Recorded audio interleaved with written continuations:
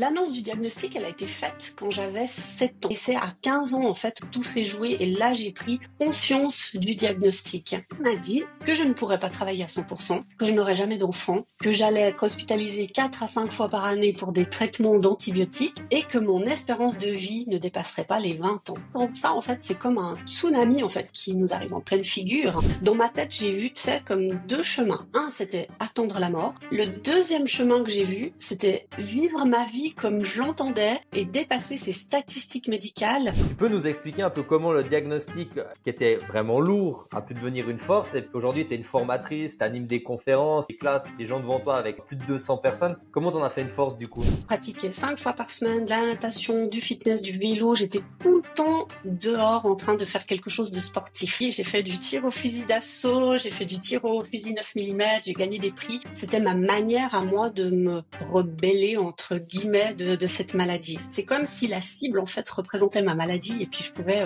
la dégommer. Ça fait partie en fait d'une grande partie de ma vie. Qu'après je me suis calmée, je me suis tournée un petit peu plus vers les thérapies holistiques avec la méditation, écouter de la musique blanche, aller me balader dans la nature, principalement en montagne, près des cours d'eau. Et tout ça, en fait, ça m'a apaisée. Et je me suis rendu compte à ce moment-là que de se battre contre sa maladie, en fait, il y a un gagnant, un perdant, mais c'est toujours moi-même, puisque ma maladie, elle fait partie de moi. Donc, c'était pas forcément la bonne solution. Donc, et pourquoi je me battrais pas avec moi, pour ma maladie, pour rester en vie. D'ailleurs, la mucoviscidose en médecine chinoise, eh bien, on dit que les poumons sont reliés à l'organe de la tristesse. En fait, je m'autorisais pas à pleurer parce que justement, j'étais dans ce mode guerrière. Mais avec les années qui avancent, je me suis autorisée à vivre ces émotions de tristesse. Pendant longtemps, en fait, j'ai cru que je devais choisir d'être soit forte, de tenir bon, soit montrer ma vulnérabilité et risquer d'être perçue comme faible. Aujourd'hui, je dirais que j'essaye d'être authentique et de pas jouer de rôle. Des fois, je le gère mieux que d'autres fois. Et puis parfois, j'ai juste en fait besoin qu'on me prenne dans les bras en fait. On me dise mais allez, t'inquiète pas. Ça, c'est encore une part qui est difficile pour moi, mais j'apprends, je chemine et je grandis avec ça. Bonjour la communauté, vous êtes sur Ciel, le podcast qui décode l'intelligence émotionnelle et le leadership. Aujourd'hui, on va aborder une question qui peut transformer notre regard sur l'adversité et les moments difficiles qu'on a à traverser dans la vie. Avec Isabelle, on va découvrir comment elle a fait pour déjouer le destin. Le titre de ce podcast, c'est « Quand un pronostic défavorable devient une force, comment l'intelligence émotionnelle nous permet de réécrire notre destin ». On croit souvent que nos limitations définissent nos possibilités. Mais ce qu'on va découvrir aujourd'hui, c'est comment, justement, ces difficultés peuvent devenir nos plus grandes forces et révéler des ressources des fois insoupçonnées. Dans cet épisode, on va explorer 3 questions essentielles. La première, c'est comment transformer un diagnostic médical défavorable en une motivation pour réussir dans la vie. Et la deuxième, c'est comment nos ressources émotionnelles peuvent nous aider à faire face aux défis de la vie et non des moindres, le défi ultime, comment construire une vie exceptionnelle malgré un pronostic médical où on annonce une durée de vie de 20 ans et aujourd'hui avoir célébré ses 50 ans. Eh oui Stéphane, aujourd'hui on va avoir le plaisir et on a le plaisir de recevoir Isabelle Joliquin. Tu es formatrice spécialisée en assurance sociale, tu es entrepreneuse et surtout tu es une femme qui a transformé, comme l'a dit Stéphane, un diagnostic de mucoviscidose en une espérance de vie de 20 ans. On a un parcours de 50 années riche en défis révélés. Isabelle, pour moi, tu incarnes parfaitement cette capacité à transformer l'adversité en force motrice avec une énergie et une détermination qui nous ont immédiatement marqué quand on a préparé ce podcast. Alors Isabelle, si tu dois te présenter en quelques mots, pour ceux qui ne te connaissent pas, en une phrase, tu dirais quoi? En une phrase, oh là là, ça va être un petit peu court, mais je vais promettre de faire assez court quand même. Moi, je suis née à Bienne, en Suisse, et puis j'ai vécu une grande partie de ma vie dans la Riviera vaudoise, et maintenant je suis installée en Valais. Je suis maman d'une fille de 24 ans, c'est mon rayon de soleil. mais malgré son handicap de naissance. Au niveau professionnel, j'ai travaillé 14 ans en pharmacie, 14 ans dans une grande caisse maladie en tant que responsable du secteur de formation et également 4 ans dans une multinationale. Puis en parallèle, j'ai développé mon entreprise. Je suis entrepreneuse, comme tu l'as dit, entrepreneuse de cœur qui aime transmettre de manière simple et accessible car je crois profondément en l'être humain et en ses capacités. Et si j'ai pu réaliser tout ça, c'est aujourd'hui grâce en partie à ce que on peut appeler la mucoviscidose ou fibrose kystique, qui est une maladie incurable à ce jour. Merci beaucoup Isabelle. De toute façon, on aura l'occasion de plus te connaître au fil de ce podcast. Isabelle, si on revient un tout petit peu au moment, je dirais, je sais pas si c'est le cas, mais fondateur où on t'a annoncé justement finalement quelque chose de très difficile, je pense à entendre quand on est jeune, ce diagnostic de mucoviscidose avec cette espérance de vie de 20 ans. Donc je crois qu'on t'avait dit quelque chose comme votre espérance de vie va pas dépasser 20 ans. Qu'est-ce qui s'est passé dans ta tête, voire même dans ton corps, à ce moment-là? C'est une bonne question et en fait, l'annonce du diagnostic, elle a été faite quand j'avais 7 ans. Et franchement, mis à part le cabinet un peu glauque du médecin, enfin de mon pédiatre à l'époque, qui nous avait appris ça, j'ai pas tellement de souvenirs directs de cette époque-là. Par contre, j'ai vu et je me souviens de la détresse en fait de mes parents dans leur regard. Et puis le médecin a demandé à mes parents, et ça c'est vraiment un souvenir qui est très marquant pour moi, c'est de ne pas parler de cette maladie parce qu'on n'avait pas assez de recul à l'époque, et puis il fallait vraiment la garder de manière très secrète. Et ce secret, je trouve qu'il a été lourd à porter parce qu'en fait, on n'en a parlé à personne, même pas à nos familles respectives. Donc il y avait juste mon frère, ma maman, mon papa et moi-même qui avions le poids en fait de cette annonce du diagnostic. Cette lourdeur du secret, elle a été très intense pour moi au fur et à mesure des années. J'ai continué tranquillement ma vie et c'est à 15 ans en fait que tout s'est joué et là j'ai pris conscience du diagnostic. En fait, j'étais suivie par un grand professeur au CHUV, donc c'est le centre universitaire de Lausanne. Et ce grand professeur, il a eu aucun tact. Et quand j'avais 15 ans, donc c'est là où tout se construit finalement, il m'a dit que je ne pourrais pas travailler à 100%, que je n'aurais jamais d'enfant, que j'allais être hospitalisée 4 à 5 fois par année pour des traitements d'antibiotiques et que mon espérance de vie ne dépasserait pas les 20 ans.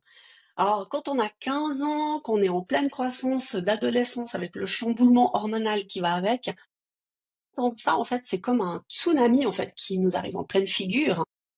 Mais je dirais que en une fraction de seconde, et je peux le dire, dans ma tête, j'ai vu, tu sais, comme deux chemins.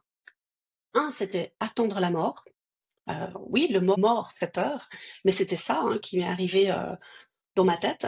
Et puis, le deuxième chemin que j'ai vu, c'était vivre ma vie comme je l'entendais et dépasser ces statistiques médicales et puis n'avoir plus aucune limite en fait de rien. Il faut aussi savoir qu'à l'époque, j'étais timide, maladive, je vomissais devant mes camarades à chaque fois que je devais faire un exposé à l'école. J'étais très effacée parce que je voulais surtout pas éveiller en fait les soupçons sur mon secret.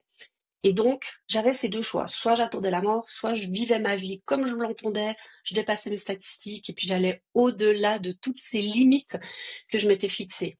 Et puis le choix, il a été fait d'un claquement de doigts, en fait. J'ai décidé de vivre ma vie et de dépasser toutes ces statistiques.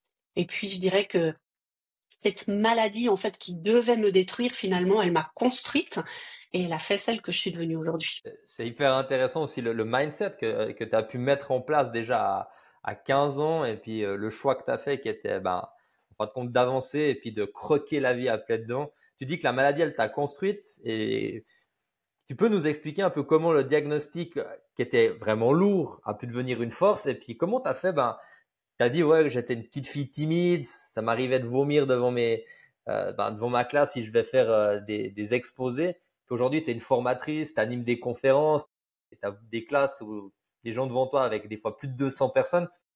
Comment t'en as fait une force du coup? Alors, je pense que c'est le choix de mon métier. En fait, j'ai fait le choix de travailler en pharmacie, en plus dans une pharmacie de centre commercial. J'ai dû être très rapidement mis en contact avec des inconnus en permanence et durant toute ma journée. Et j'avais 15 ans quand j'ai commencé mon apprentissage, donc j'étais extrêmement jeune. Et ça m'a permis déjà de vaincre ma timidité, parce que je devais aller au contact de gens que je connaissais pas. Ça, c'est, je dirais, la toute première étape. Puis ensuite, il y a l'âge fatidique de mes 20 ans, j'organise une grande fête parce que pour moi, j'ai dépassé les statistiques médicales. Puis je continue mon petit bout de chemin et c'est là en fait où la deuxième étape de ma vie est arrivée lorsque j'ai eu 23 ans. Et puis là, je me souviens vraiment, je me suis dit, mais comment ça se fait que les autres arrivent à faire des choses alors que moi, j'ai l'impression de stagner? Et puis, même si j'avais pu corriger à ce moment-là déjà ma timidité, j'avais vraiment l'impression de faire du surplace. Et c'est à ce moment-là que j'ai commencé à m'intéresser aux différents types d'apprentissage, aux neurosciences, à la lecture rapide. Et puis là, j'ai commencé à lire énormément de livres, j'ai pris de l'assurance et j'ai aussi augmenté mes compétences. Puis à 26 ans, je suis devenue maman. Alors je dépasse une nouvelle fois les statistiques médicales, je vous rappelle, qui me disaient que je pourrais jamais avoir d'enfant. Et ça faisait déjà 11 ans qu'on m'avait annoncé toutes ces choses que je pouvais pas faire, donc pas travailler à 100% alors que je travaillais à 100%, que j'étais toujours en vie, que j'avais jamais été hospitalisée pour faire des cures antibiotiques. Et puis le fait d'être devenue maman, ça a renforcé en fait en moi ma conviction d'avoir fait le bon choix de vie. À 29 ans, je me fais licencier, je suis dans une toute petite pharmacie qui m'a licenciée pour des raisons économiques parce qu'on avait été mangé par les grands groupes pharmaceutiques qui venaient de s'installer dans la ville dans laquelle je travaillais. Et puis en 10 jours, j'ai trouvé un nouvel emploi dans cette grande caisse maladie. Et ça encore, ça a été un nouveau départ. Dans ma vie, j'ai toujours l'impression d'avoir eu des nouveaux départs, mais c'est des grandes étapes de ma vie. Et ça a été un gros challenge parce qu'il a fallu que je me démarque en fait de mes autres collègues sans qu'on puisse avoir un doute sur ma maladie. Donc, j'ai appris par cœur tous les codes de remboursement pour traiter les factures le plus rapidement possible. Et ma direction l'a remarqué et j'ai été très vite propulsée à différents stades de hiérarchiques dans l'entreprise. Il y a une chose aussi que je voulais dire pour répondre à ta question, c'est que moi, je voulais pas qu'on ait de la pitié sur moi, en fait. Et je voulais devenir une guerrière. J'avais vraiment envie de montrer que j'étais capable. Et puis, je me suis mis en fait une carapace pour éviter d'avoir des genres de commentaires négatifs qui m'atteignaient du style «Ah, pourquoi tu tousses tout le temps? Pourquoi t'es malade? Pourquoi?» etc. Et moi, je voulais pas entendre ça, donc je me suis mis une carapace. Je pense qu'on en reparlera un tout petit peu plus tard dans ce podcast. Qui, dans cette assurance maladie, et je terminerai par ça, je t'ai rencontré Stéphane, en fait. C'était il y a très longtemps en arrière, puisque tu m'as fait mon profil en leadership parce que j'allais être promue à un poste de manager. Et là, tu m'avais dit, pourquoi tu ferais pas formatrice? Et là, je t'ai répondu, mais je fais déjà ça dans ma vie hors professionnelle, puisque j'étais monitrice de premier secours pour le permis de conduire. Là, tu m'as dit, mais moi, je te vois faire ça au niveau professionnel. Et ni une ni deux, je démarre mon deuxième brevet fédéral, celui de formatrice d'adultes, le premier étant celui de spécialiste en assurance maladie. Et puis, 2 mois après, j'ai été mise à la tête du service de formation dans cette grande caisse maladie. Donc, aujourd'hui, je suis formatrice indépendante, toujours dans le domaine des assurances sociales, et puis aussi dans le développement personnel, et j'adore ce que je fais. Finalement, ma maladie, elle n'a jamais été un frein pour moi en quoi que ce soit au niveau professionnel. C'est super intéressant, tu sais, tu l'as dit, puis on avait aussi discuté lors de la préparation, tu parles de cette construction de guerrière, c'est un terme assez fort, tu emploies volontiers ce terme, tu l'as réutilisé d'ailleurs aujourd'hui. Peut-être pour ceux qui nous écoutent, tu vois, on comprend ton chemin de vie, mais ce qui peut être intéressant aussi, c'est quoi, peut-être, je sais pas si c'est des outils, des rituels, même émotionnels, pour justement tenir le cap, parce que là, tu es souriante, tu es quelqu'un de lumineuse, et en même temps, on sait très bien, on a tous ça, mais c'est pas réservé à toi, des moments de doute difficiles. J'imagine que tu as dû développer ou tu as des stratégies plutôt pour peut-être aussi gérer. Tu as dit, j'ai souvent été challengé à des nouveaux départs. C'est quoi tes rituels, tes outils ou ta manière de faire tout simplement pour rebondir, pour aller de l'avant? Là encore, je pense, je pense pas, j'ai testé beaucoup de choses dans ma vie en fonction des différents nouveaux départs que j'ai eus. Dans la période de 18-23 ans, j'étais dans cette période très guerrière, très revendicatrice. Et donc là, je me suis énormément concentrée dans le sport. Ça, c'était mon outil. Je pratiquais 5 fois par semaine de la natation, du fitness, du vélo. J'étais tout le temps dehors en train de faire quelque chose de sportif. C'était ma manière à moi de me rebeller, entre guillemets, de cette maladie. Et puis, j'ai voulu monter d'un cran et là, j'ai voulu aller me battre. Me battre peut-être contre ma maladie en allant tirer sur des cibles. Oui, oui, j'ai fait du tir au fusil d'assaut, j'ai fait du tir au fusil 9 mm, j'ai gagné des prix. Bref, je me sentais bien en fait dans cette discipline parce que c'est comme si la cible en fait représentait ma maladie et puis je pouvais la dégommer. Et puis ça a fait, ça a fait partie en fait d'une grande partie de ma vie. Qu'après, je me suis calmée. Je me suis tournée un petit peu plus vers les thérapies holistiques avec la méditation, écouter de la musique blanche, aller me balader dans la nature, principalement en montagne, près des cours d'eau. Et tout ça, en fait, ça m'a apaisée. Et je me suis rendu compte à ce moment-là que de se battre contre sa maladie, en fait, il y a un gagnant, un perdant, mais c'est toujours moi-même puisque ma maladie, elle fait partie de moi. Donc, c'était pas forcément la bonne solution. Donc, le fait de m'être tournée un petit peu plus vers la nature, je me suis dit, et pourquoi je me battrais pas avec moi, pour ma maladie, pour rester en vie, en fait. Et ça a changé le sens. Donc ça, c'est vraiment des outils qui ont évolué, en fait, au fil du temps de ma vie. Et puis, pour gérer cette incertitude des angoisses liées à la mort, parce que finalement, la mort fait peur à tout le monde, rien que le mot, ça crispe les gens, bien, ma technique à moi, c'est de me remettre immédiatement dans le moment présent. Lorsqu'on a des angoisses, c'est qu'on pense au futur. Si on est dans le moment présent, à l'instant T, eh bien, il n'y a aucune angoisse parce qu'en fait, on est là, on est ici et maintenant. Donc, on n'est pas mort, on est bien vivant, on est là.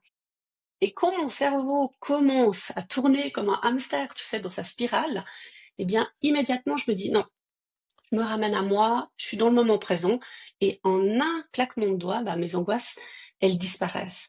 Et puis, à force d'entraînement, j'en ai quasi plus parce que si ça arrive, je peux me ramener immédiatement là, dans cette vie-là. Et puis, aujourd'hui, je dirais en plus de tout ce que j'ai cité, je pratique 2 à 3 fois par jour de la cohérence cardiaque. Alors c'est gratuit, peu de gens la pratiquent et c'est tellement dommage parce que ça coûte rien. Ça prend juste 3 fois 5 minutes par jour. C'est une technique de respiration, il y a des applications gratuites qu'on trouve partout sur les smartphones. Et puis cette technique de respiration, elle permet de coordonner le cerveau, le cœur et tout ce qui va avec dans le corps. Ça fait baisser le taux de cortisol, l'adrénaline et la noradrénaline qui sont responsables du stress. Et puis, on se retrouve dans un moment de détente du matin au soir. C'est des techniques qu'on propose également avec Stéphane. Et quand je te vois nous expliquer tout ça, tu es rayonnante, tu as la pêche, tu as le sourire. Mais je pense que c'est pas parce qu'on sourit qu'on souffre pas, hein. Ça peut aussi arriver. Tu serais d'accord de nous emmener dans un de ces moments où le doute il t'a vraiment envahi, où c'était compliqué, puis peut-être comment tu navigues dans ces tempêtes émotionnelles quand ça va pas forcément toujours comme on veut, puis qu'on doute. Alors c'est vrai, hein, tu as raison. On dit toujours que derrière un sourire, il peut y avoir de la souffrance ou de la tristesse. Et d'ailleurs, la mucoviscidose en médecine chinoise, eh bien, on dit que les poumons sont reliés à l'organe de la tristesse. Donc, c'est étrange que tu dises ça, mais effectivement, derrière ce sourire, il n'y a pas forcément toujours que un sourire, mais il y a aussi de la tristesse. À l'époque, en fait, je m'autorisais pas à pleurer parce que justement, j'étais dans ce mode guerrière. Et pour moi, une guerrière, ça pleure pas. Mais avec les années qui avancent, je me suis autorisée à vivre ces émotions de tristesse. D'abord, je dirais que je les ai vécues en cachette parce que je voulais pas montrer en fait ce que je considérais comme une faiblesse. Et puis, maintenant, il m'arrive aussi de pleurer devant quelqu'un et c'est ok. Et je dirais que le moment de doute où l'émotion m'envahit le plus, c'est lorsque je pense à ma fille qui est en situation de handicap depuis sa naissance et je me dis, le jour où moi je vais mourir, parce que on va tous mourir hein, sur cette planète, le jour où moi je vais mourir, comment est-ce qu'elle va faire, elle, pour continuer à vivre? Parce que finalement, elle est très fusionnelle avec moi, elle a besoin de moi, elle pourra jamais être autonome de manière seule. Et c'est ça, en fait, qui me met le plus d'émotion. C'est de dire, et d'ailleurs ça monte, hein, je le sens arriver, et malgré tout ce que j'ai mis en place pour elle et que je lui ai appris à vivre aussi sans moi, c'est quelque chose qui me fait vraiment remonter de l'émotion. Et ça, c'est l'émotion qui est la plus douloureuse aujourd'hui, pas celle liée à ma maladie, mais celle que quand je vais mourir, je vais laisser ma fille qui est comme un petit oisillon fragile en fait, et qui aura plus sa maman. Mais malgré tout, c'est une chose de sûre, c'est que lorsqu'il y a de la tristesse, en fait, il faut pas s'enfermer dedans. Et ça commence déjà par la posture, en fait. Moi, je vois des fois dans la rue, des gens, ils sont les épaules en bas, ils ont le regard baissé et tout. On peut tout de suite voir, en fait, qu'ils sont tristes. Mais on sait aussi que le cerveau, il comprend pas. Si, par exemple, je fais un sourire forcé, ça va envoyer de la biochimie à mon cerveau. Et puis, il va dire, ah elle est heureuse. Et automatiquement, on va avoir une meilleure posture, on va se relever les épaules, on va se tenir plus droit. Et donc, c'est aussi ça, c'est quand il y a la tristesse, il faut savoir vivre cette émotion de tristesse parce que si on la garde, ça peut créer d'autres maladies. Et aussi se donner le droit d'avoir des moments de confort et puis d'envoyer peut-être des biochimies à son cerveau pour dire, maintenant, c'est bon, j'ai assez pleuré, j'ai vidé tout ce que j'avais à vider et maintenant, je peux de nouveau passer dans un moment joyeux. Alors, je sais pas si ça répond à ta question, mais... Merci beaucoup. Oui, je pense que moi, il y a quelque chose qui m'a beaucoup marqué là quand je t'écoute, même si on n'avait pas forcément parlé au début quand on a préparé le podcast, et même deux choses. La première, c'est chouette de t'écouter parce que on voit ton côté pédagogue, hein, enfin on l'entend hein, aussi dans ton discours. Ça, c'est la première chose, dans ta manière d'amener les choses. C'est hyper intéressant. Et puis, tu sais, dans cette frontière, il y a une forme d'injonction qu'on connaît qui est sois fort ou sois forte, hein, qui est liée aussi à ton histoire de vie, ce qui est donc très logique finalement. Puis il y a une sorte de frontière entre je continue malgré tout, je souris, et ce que tu dis est prouvé clairement scientifiquement aussi. J'ai aussi lu pas mal de choses là-dessus. Le fait de sourire, on peut vraiment tromper notre cerveau dans le bon sens du terme, comme lui il peut d'ailleurs nous tromper aussi. Et puis il y a aussi je dois écouter ces signaux. Donc comment t'as développé cette intelligence, je dirais, émotionnelle du corps et de l'esprit? Comment tu distingues entre, tu parlais de peur, hein, entre cette peur légitime et puis les peurs limitantes, parce que tu as parlé d'instant présent, je trouvais intéressant aussi, tu parlais de ici et maintenant, de ramener dans l'instant présent. Comment, tu vois, c'est un peu à quel moment tu prends conscience de ça, et puis qu'est-ce que t'en fais, quoi? Comment tu fais la différence? C'est une question que je me pose encore souvent parce qu'avec la mucoviscidose, c'est pas toujours évident de faire la différence entre ce que je peux dépasser et ce que je dois absolument écouter. Mhm. Parce que les signaux, ils sont pas toujours clairs, en fait. On apprend à faire comme si de rien n'était, hein, on peut vivre normalement comme tout le monde. Et puis, parce qu'aussi longtemps, j'ai cru que tenir bon, c'était une forme de force. Mais à force d'aller trop loin, j'ai aussi appris à écouter les signes qui ne se voient pas, mais que mon corps, lui, ressent très fort. Par exemple, il y a la fatigue qui s'installe sans raison, le souffle qui devient court, je suis vite essoufflée même si je marche sur un terrain plat, la toux qui revient, une petite toux un petit peu sourde qui arrive là, et puis le corps, il dit tout doucement, stop. L'esprit, lui, il veut continuer d'aller. Il va me dire, allez, encore un petit peu plus, encore un petit peu plus. Mais au fur et à mesure des années, j'ai appris à m'arrêter, ce qui est encore pas toujours acquis, je dirais, parce que souvent je dois me dire ralentis, ralentis. Et ça, c'est un petit peu compliqué, mais j'apprends avec un peu plus de bienveillance pour moi, parce que écouter finalement, c'est pas abandonner, c'est prendre soin. Et là, je te dirais que c'est pas quelque chose que j'ai acquis depuis des années, hein, c'est assez récent, donc je chemine encore sur cette question-là. Puis, quant à la peur, Je dirais que parfois elle me protège parce qu'elle me dit là c'est trop, stop, maintenant tu as besoin de repos. Puis parfois elle me retient et puis elle me dit si tu n'arrivais pas et si tu échouais. Et donc j'essaye de lui parler, de l'écouter sans lui donner forcément le volant de ma vie parce que pour moi de donner le volant à la peur, c'est m'abandonner moi-même. Donc voilà, c'est un petit peu un doux mélange, mais je dirais que à force de se tromper, de tomber, de se relever, on développe une forme d'intuition. Et je pense que c'est ça qu'il faut retenir, c'est il faut savoir s'écouter. C'est une sorte en fait de contrat entre le corps et l'esprit.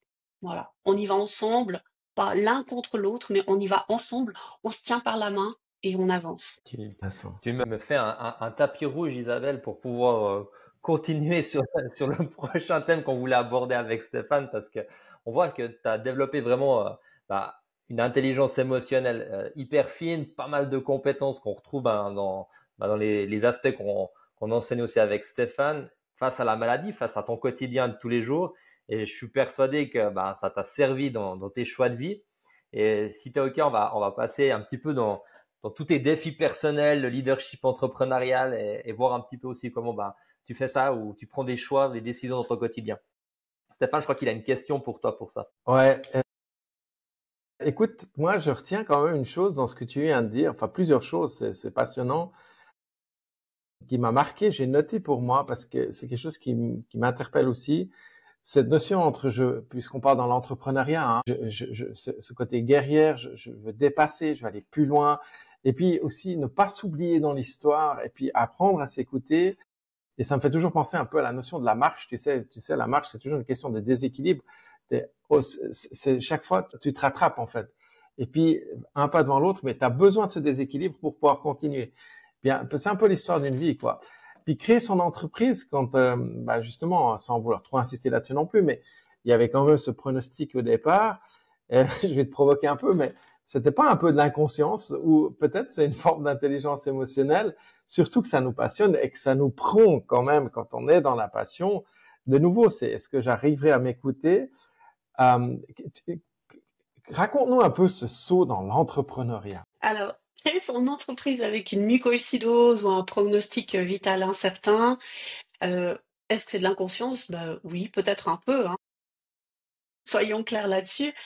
Mais c'est aussi, et je dirais surtout, une forme de lucidité. Une lucidité un petit peu brute de décoffrage qui m'a été soufflée un jour, hein. Je parlais d'écouter en fait cet inconscient qu'on a en soi. Et puis, cet inconscient qu'on m'a soufflé à l'oreille, c'était si tu veux vivre une vie à ton rythme, une vie qui a du sens pour toi, il va falloir la créer. Et je dirais que l'entrepreneuriat, je l'ai pas choisi pour réussir au sens classique, mais je l'ai choisi pour vivre. C'est-à-dire adapter mes horaires à ma fatigue, prendre soin de mon souffle sans devoir me justifier. Pour oser dire demain je travaille en pyjama ou bien pas du tout parce que j'ai besoin d'aller prendre l'air simplement. Et puis je dirais aussi que aujourd'hui je suis pleine d'énergie et je vais pouvoir donner tout ce que j'ai. Donc tu vois, c'est un petit peu un doux équilibre de dire oui, l'entrepreneuriat c'est risqué, mais finalement c'est aussi pour mon bien-être à moi, pour pouvoir vivre à mon rythme. Et bien sûr que j'ai eu peur, hein, il faut être complètement fou. J'ai quitté un job salarié qui était hyper bien rémunéré et puis j'ai été rattrapée par l'appel du cœur et la raison dans ce cas-là, elle était loin derrière. Et ce saut dans l'entrepreneuriat, pour moi, ça a été un mélange de foi, de joie. Ça a été aussi un mélange de peur, de doute, mais finalement, j'avais pas envie de rentrer dans les cases. J'avais envie de créer ma propre vie qui était faite pour moi. Et puis finalement, c'est une joie immense en fait de me sentir enfin à ma place, libre et vivante. Et j'ai appris à construire en fait mon entreprise autour de moi et pas contre moi.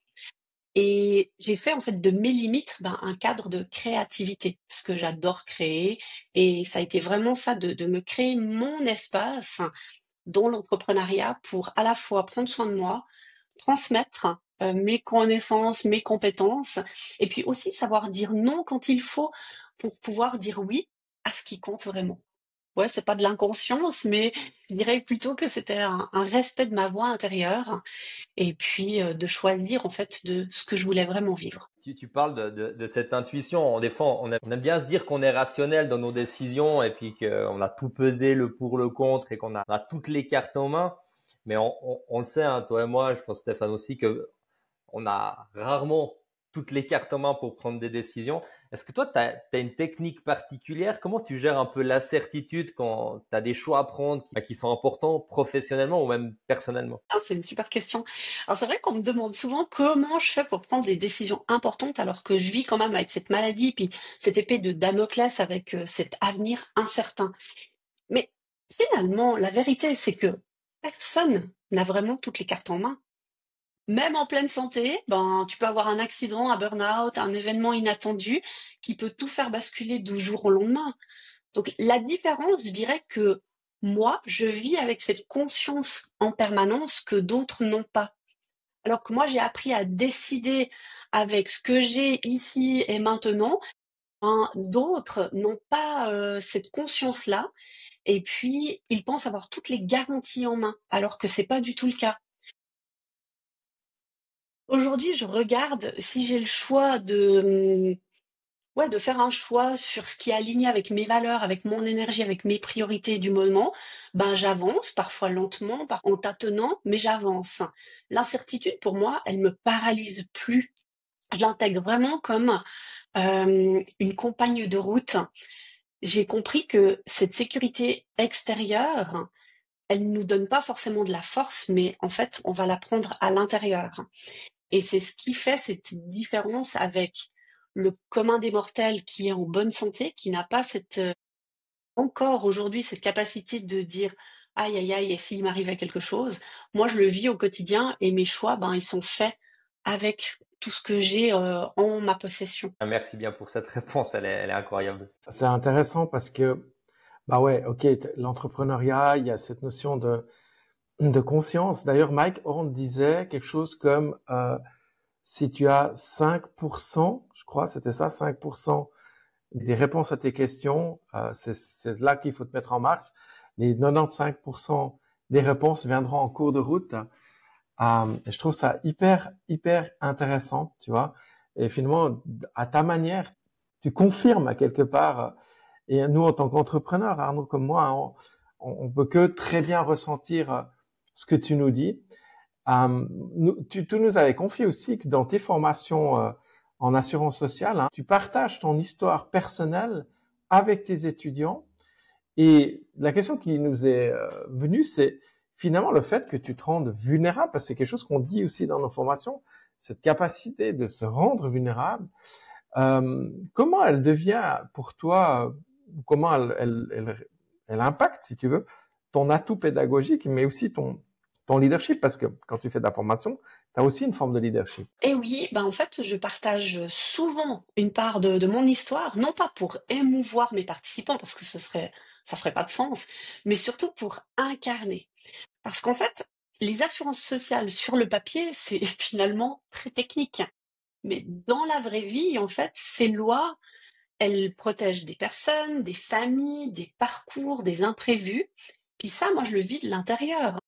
Donc partager ma vulnérabilité, c'est aussi montrer que je ne suis pas juste une formatrice qui connaît ces lois et qui les transmet, mais c'est que je suis aussi une femme qui les traverse, qui a dû se battre pour obtenir certaines prestations, qui a vu l'importance aussi de chaque article de loi dans sa vie quotidienne, qui pédagogiquement, bah, c'est très puissant parce que mes étudiants ne retiennent pas juste des chiffres, des articles de loi, des procédures, mais ils se souviennent aussi pourquoi ça compte. Et ça crée du lien, ça ouvre la parole, ça rend les choses vraies. Et ensuite, les participants, ils osent aussi partager leurs propres histoires. Et ce qui va enrichir finalement tout le groupe, les participants, mais aussi moi-même, ce que j'apprends des autres. Et ça, c'est une vraie puissance en fait du leadership. C'est pas juste de donner, mais c'est aussi de recevoir et d'apprendre des autres. Et puis je pense que La vulnérabilité assumée, c'est en fait une force tranquille.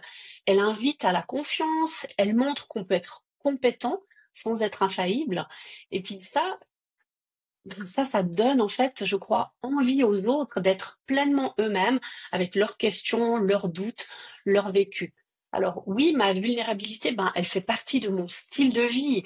Je vous transmets ce que je sais avec tout ce que je suis et je reçois aussi ce que vous avez à me partager. Ouais, bah, je pense Ok. que en fait c'est vraiment un échange hein, avec les gens. Et en fait, tu te rends accessible d'une certaine manière et tu rends accessible le savoir que tu as envie de transmettre avec des exemples du quotidien. Et on voit que tu as vraiment développé une capacité assez remarquable à transformer des obstacles en moteur d'apprentissage. Peut-être les assurances sociales, c'est pas quelque chose de facile à assimiler et tu le fais de manière fluide avec tes participants. Et ça, je pense aussi dans ta vie, dans ton quotidien. Avant, tu nous as partagé une émotion un peu désagréable qui était la tristesse. Comment tu fais pour, est-ce que tu as des outils, tu as des rituels pour d'autres émotions qui sont peut-être un peu désagréables, comme peut-être tu as la colère qui monte ou de la peur ou un découragement. Tu aurais je sais pas, peut-être des rituels ou des techniques de régulation émotionnelle, comme on les appelle, pour, tu vois, rester dans l'action, en fait, continuer à avancer dans ton quotidien. Et ça, je pense que ça peut peut-être aussi intéresser notre auditoire de voir comment toi tu fais, pour avancer quand ça va pas toujours comme on veut. Alors c'est vrai que quand les émotions négatives, elles arrivent, hein, elles prennent le dessus, que ce soit la peur, la colère, le découragement aussi, je commence déjà par les accueillir. Je les ignore pas. Je les prends, je sais qu'elles sont là, je les remercie qu'elles arrivent. Et puis ensuite, je mets des mots dessus sans les juger. Rien que déjà ça m'apaise un peu. Puis ensuite, je respire parce que forcément, respirer, c'est aussi ma vie, hein. Je ferme les yeux, je reviens à mon souffle.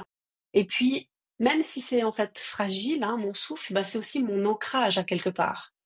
Et puis si ça suffit pas, je vais changer de pièce, je vais mettre de la musique qui me fait du bien, ou je vais carrément en extérieur. Parce qu'encore une fois, la nature, être dehors, ça permet vraiment de s'apaiser.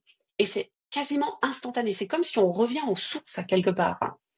Et ça, c'est ce que je fais pour accueillir encore plus ces émotions qui sont dérangeantes.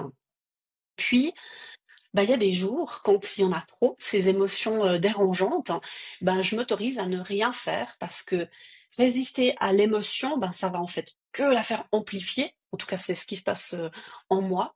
Alors, je la laisse passer, en fait, comme une vague. Et puis, j'ai appris que le fait de rester en mouvement, même dans des tempêtes, eh bien, ça permet justement de ne pas perdre sa route. C'est passionnant et puis je trouve que voilà, en tout cas tu nous partages des choses précieuses et je pense qu'on peut beaucoup s'en inspirer et ça rejoint quand même pas mal de choses qu'on dit aussi dans nos formations. Tu vois, de prime abord, ça paraît évident quand on le dit comme ça. Le vivre, c'est une autre chose, hein. Il y a la théorie puis il y a la pratique. Et là, tu nous apportes aussi une dimension importante qui est la pratique. Et tu nous avais confié aussi, j'aimerais parler un tout petit peu de relations, relations aux autres. On a beaucoup parlé de toi, de ta vie, de tes choix. Et puis des fois, il y a le regard des autres. Et puis, tu nous avais partagé qu'il y avait cette double facette que tu as donnée, c'est être une guerrière qui peut être inspirant, mais qui peut aussi intimider. Et puis, ma question, c'est comment est-ce que tu équilibres justement cette force que tu as et cette vulnérabilité dans tes relations pour retrouver un équilibre? Ouais, alors cet équilibre, aïe aïe aïe, j'apprends encore jour après jour, même à 50 ans, c'est pas encore quelque chose d'acquis. Et c'est vrai que j'ai cette énergie de battante, hein, c'est une force qu'on me reconnaît souvent. C'est vrai qu'elle peut inspirer, mais parfois elle peut aussi impressionner, voire créer une distance. Pendant longtemps, en fait, j'ai cru que je devais choisir d'être soit forte, de tenir bon, soit montrer ma vulnérabilité et risquer d'être perçue comme faible. Aujourd'hui, je dirais que j'essaye ni de cacher l'un, ni de cacher l'autre. J'ai compris en fait que c'est ma vraie puissance. C'est justement cette combinaison des deux. C'est une force tranquille pour avancer malgré tout. Puis cette capacité de dire, quand ça va pas, quand j'ai peur, quand j'ai besoin d'aide. Et dans mes relations, en fait, j'essaye d'être entière, d'être authentique et de ne pas jouer de rôle. Donc, des fois, je gère mieux que d'autres fois. Et Puis parfois, j'ai juste en fait besoin qu'on me prenne dans les bras en fait, pour qu'on me dise mais ça va aller, t'inquiète pas. Et ça, c'est encore une part qui est difficile pour moi à accepter, mais j'apprends, je chemine et je grandis avec ça. Et je pense aussi que euh, l'équilibre de tout ça, c'est d'oser être soi dans toutes ses nuances, dans toute la palette des couleurs en fait qu'on a à disposition. Et puis c'est de laisser l'autre être aussi pleinement lui-même, sans masque. Et finalement, ce mélange, cette force et cette fragilité, c'est ce qui va rendre les liens vrais. Et maintenant que tu as 50 ans, 30 ans de plus que le diagnostic qu'on t'avait donné à tes 15 ans, comment cette victoire sur la vie, en quelque sens, elle influence ta manière d'accompagner les autres et vraiment leur propre impossible, si je peux me permettre de dire ça comme ça, parce qu'on a tous nos propres construits, nos propres limitations. Ah, c'est vrai, j'ai 50 ans, aïe aïe aïe, un demi-siècle. Et bah, c'était pas gagné d'avance, hein, pour dire ce qui est. Et pourtant, je suis là, je suis bien vivante et je suis pleinement engagée.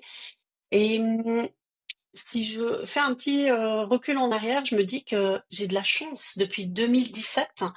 C'est que j'ai pu bénéficier d'une thérapie génique qui a changé ma vie. Donc en fait, je ne tousse plus, je prends plus d'antibiotiques, ma maladie est stable. Alors je sais pas combien d'années elle va m'ajouter, hein, ça on n'en sait rien, c'est tout nouveau. Il y a des effets secondaires avec cette thérapie génique, mais par contre, ça m'offre encore quelque chose de plus précieux, c'est une qualité de vie que j'ai retrouvée. Et ça change tout dans ma manière d'accompagner, parce que c'est non seulement j'ai pu défier les pronostics jusqu'à cette thérapie génique, mais maintenant je suis en train d'écrire aussi ma propre trajectoire avec ce nouveau médicament qui, je le rappelle, ne guérit pas la maladie, ça change juste la forme génétique de la mutation. Mais par contre, en regardant en arrière, je me dis, si quelqu'un m'avait dit que j'y arriverais ou que j'y arriverais pas et que c'était trop tard et que je ne suis pas capable ou que je suis capable, etc., je vais l'écouter. En fait, c'est comme si j'allais tendre un miroir à quelqu'un et puis je l'invite à voir au-delà de ce que sont les peurs, en fait. J'ai pas de baguette magique, mais je pense que cette expérience-là, elle me permet de continuer à avancer et même quand la route, elle semble fermée. Tu l'as dit plusieurs fois, puis on a évoqué, hein, tu viens de fêter tes 50 ans, si je peux me permettre, on dit qu'on n'est pas l'âge des dames, mais bon, voilà, Merci. quoi. Je pense que, voilà, c'est quand même important de le dire parce que c'est encore moins anodin dans ton histoire de vie, hein. On l'a assez évoqué. Donc, finalement, tu sais, tu parlais d'un regard en arrière aussi. Là, tu viens de les célébrer. Et en regardant en arrière, finalement, c'est quoi un peu là où les émotions ou le ressenti qui domine quand tu regardes en arrière? Alors les trois émotions qui me viennent là comme ça, c'est d'abord la gratitude. La gratitude parce que déjà, je le pratique au quotidien, donc je remercie pour mes petits bonheurs de la journée, comme je les appelle. Et pour chaque année que j'ai volé au pronostic, je peux aussi remercier pour les progrès médicaux, la thérapie génique, les mains tendues, tous les regards aimants des gens, puis les rencontres que j'ai faites durant ces 50 ans. Donc la gratitude, pour moi, c'est vraiment le pilier numéro un.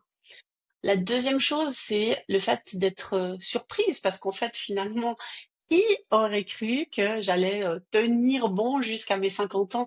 J'ai quand même grandi avec l'idée que mon avenir serait court. Et puis finalement, de me retrouver là aujourd'hui, debout, active, en pleine création, j'ai presque un vertige, en fait, un vertige heureux de tout ça. Et puis encore une, c'est cette fierté quand même. Une fierté, non pas une fierté, tu sais, tapageuse, de dire ouais, je suis là, etc. Mais c'est surtout une fierté de moi à moi, de quelqu'un qui a tenu bon, de quelqu'un qui a fait des choix courageux, qui a appris à transformer ses fragilités en force et puis de faire cette différence en, en un moteur, en fait, de vraiment, ouais, c'est quelque chose qui me tire d'avant. Donc 50 ans pour moi, c'est bien plus qu'un chiffre, c'est un vrai symbole, c'est une victoire discrète mais immense. Puis, alors moi, je vais être un peu peut-être vulgaire, mais je suis sur le cul en fait de tout ce que tu nous racontes parce que c'est vraiment puissant. Et je pense que j'espère peut-être qu'il y aura peut-être quelqu'un qui va nous écouter et puis qui sera là en train de se dire waouh, elle m'inspire, Isabelle, franchement. Si tu avais un conseil à donner à quelqu'un qui vient de recevoir un diagnostic difficile pour lui, pour sa vie, qui pourrait peut-être aussi rendre les choses assez impossibles, toi qui es passé à travers, qui aujourd'hui regarde dans le rétroviseur avec un peu ce sourire malicieux, ces yeux qui pétillent, cette fierté, ça serait quoi ce conseil que tu donnerais à cette personne qui nous écoute? Alors, je lui dirais directement, ne laisse pas ce diagnostic définir toute ton histoire. Parce que oui, un diagnostic, il peut changer les choses, mais le diagnostic ne dit pas qui tu es.